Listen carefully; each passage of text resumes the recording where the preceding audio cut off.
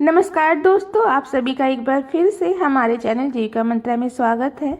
भारतीय हिंदू संस्कृति में हर महीने 11वीं तिथि यानी एकादशी को व्रत उपवास किया जाता है। यह तिथि बहुत ही पवित्र मानी जाती है। आज सुनेंगे पुत्रदा या पवित्रता एकादशी की व्रत कथा।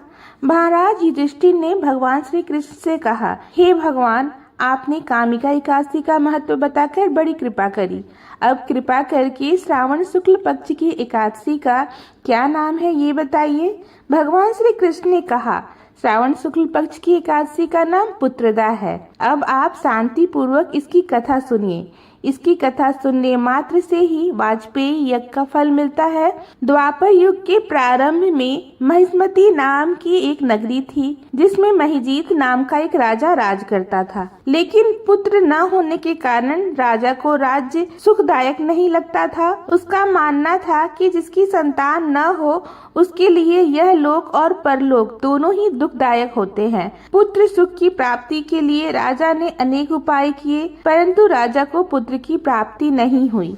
और फिर राजा ने अपनी वृद्धावस्था को आता देख अपनी प्रजा के प्रतिनिधि यानी मंत्रियों को बुलाया। मैंने अपना यह धन कभी भी किसी अन्याय से अर्जित नहीं किया है, न ही मैंने कभी देवताओं या ब्राह्मणों का धन छीना है। किसी दूसरे के धरोहर को भी मैंने कभी नहीं अपनाया। मैं अपनी प्रजा को भी पुत्र के समान पालता हूँ। मैं अपराधियों को भी पुत्र और बंधु बांधवों की तरह दंड देता रहा हूँ। कभी भी मैंने किसी का अपमान नहीं किया, सबको समान माना, सज्जनों की सदा पूजा की है।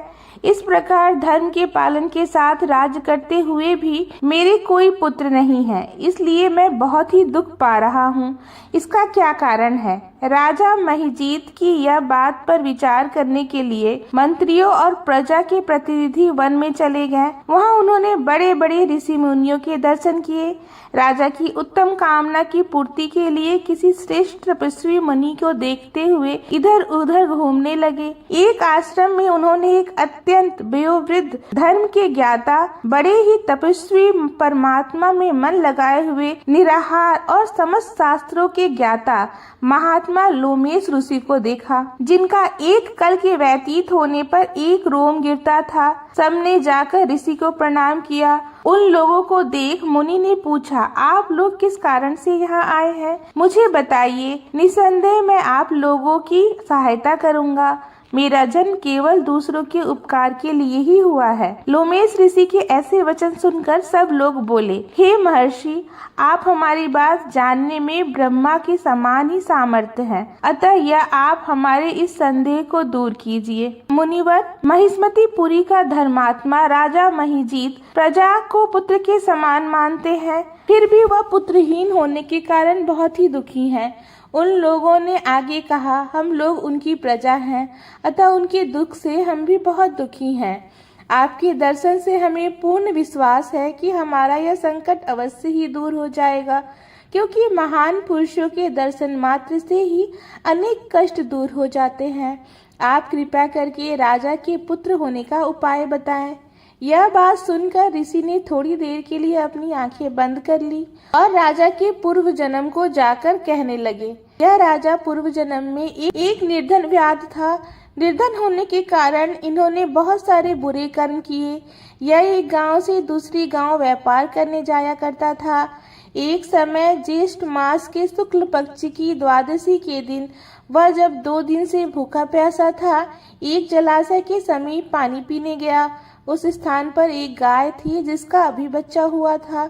वह गाय पानी पी रही थी। राजा ने उस प्यासी गाय को जल पीते हुए हटा दिया और स्वयं जल पीने लगा। इसलिए राजा को यह दुख सहना पड़ा। एकादशी के दिन भूखा रहने की वजह से वह राजा बना और प्यासी गाय को जल पीता हुआ हटाने के कारण उसे पुत्र वियोग का दुख सहना पड़ रहा है। यह सब वचन सुनकर सभी लोग कहने लगे, ऋषिवर, शास्त्रों में पापों का प्रायश्चित भी लिखा है, अतः जिस प्रकार राजा का यह पाप नष्ट हो जाए, आप ऐसा कुछ उपाय बताएं। लोमेश ऋषि ने कहा, श्रावण शुक्ल पक्ष की एकादशी, जिसे पुत्रदा एकादशी भी कहते हैं, तुम सब लोग व्रत करो और रात्रि जागरण करो, तो इससे राजा का यह पूर्व जन्म का पाप अवश्य ही नष्ट हो जाएगा। साथ ही राजा को पुत्र की प्राप्ति होगी। लोमेश ऋषि के ऐसे वचन सुनकर वह सभी वापस लौट आए और जब श्रावण शुक्ल पक्ष की एकादशी आई तो ऋषि के आज्ञा अनुसार सबने राजा सहित पुत्रदा एकादशी का व्रत किया और जागरण किया। इसके पश्चात ही द्वादशी के दिन इसके पूर्ण का फल राजा को प्राप्त हुआ और उस पुण्य के प्रभाव से रानी ने गर्भ धारण किया और प्रसव काल समाप्त होने पर रानी ने एक तेजस्वी पुत्र को जन्म दिया।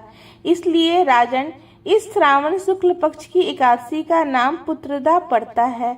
अतः संतान सुख की इच्छा हासिल करने वाले इस व्रत को अवश्य करें। इस कथा को पढ़ने तथा इसके महत्व को सुनने से मनुष्य के सभी पाप नष्ट हो जाते हैं और इस लोक में संतान सुख भोग कर वह परलोक में स्वर्ग को प्राप्त होता है। तो यह थी पुत्रदा या पवित्रदा एकादशी की व्रत कथा। आपको यह कहानी कैसी लगी हमें कमेंट करके ज़रूर बताइएगा। ऐसी ही कथा कहानियाँ सुनने के लिए आप हमारे चैनल को अभी सब्सक्राइब कर लें। धन्यवाद।